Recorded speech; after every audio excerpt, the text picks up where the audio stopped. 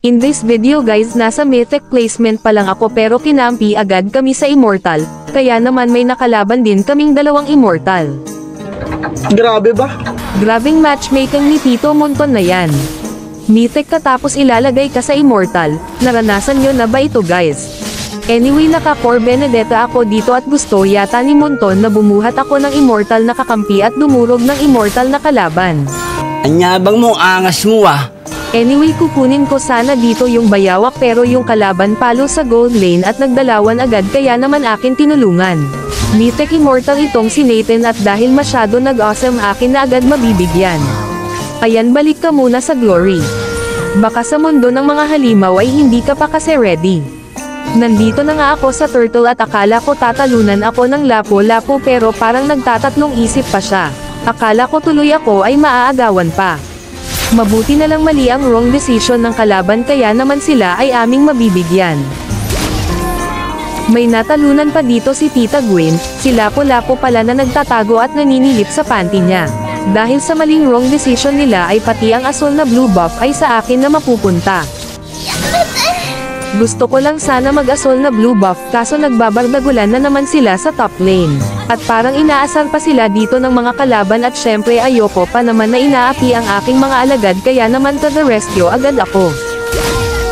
Ayun nga lang dumating din si Lunox dito at nabigyan yung immortal na alagad ko.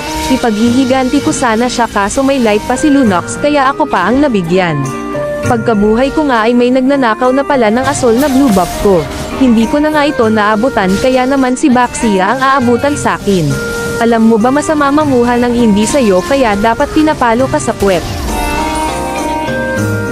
Nakalibreng free turtle nga kami dito. Tapos para alam ni Baxia ang nararamdaman ko ay inagawan ko naman siya ng pulang red buff at para mas malupet ay kinuha ko rin ang taong baton niya. Nakakasama ng loob? Hindi ko pa nakakalimutan ang ginawa sa akin ni Lunox kaya naman balak ko siya bawian dahil mababa na ang low HP niya. May lumalim pa dito na Baxia pero dedo na kaya naman akala ni Lunox ligtas na siya pero hindi ako makakapayag na wala akong ganti.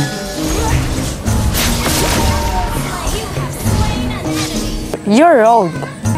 Dito nagbabalak pa yata mag-lord yung mga kalaban at habang pinipigilan sila ng mga alagad ko ay agad ako makikisali sa digmaan at ito ang mangyayari.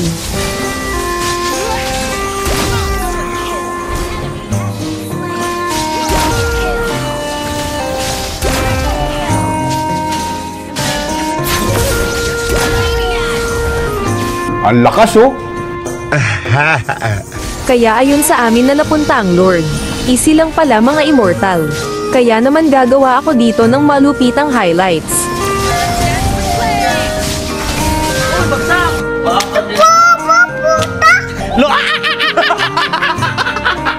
Pero syempre hindi pwede walang bawi.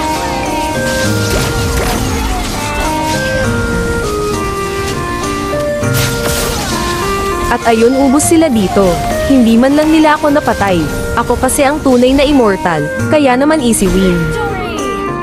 Tignan nyo naman placement pa lang ako dyan. Tapos may immortal na agad sa matchmaking. Buti na lang malakas ako. Hindi totoo yan.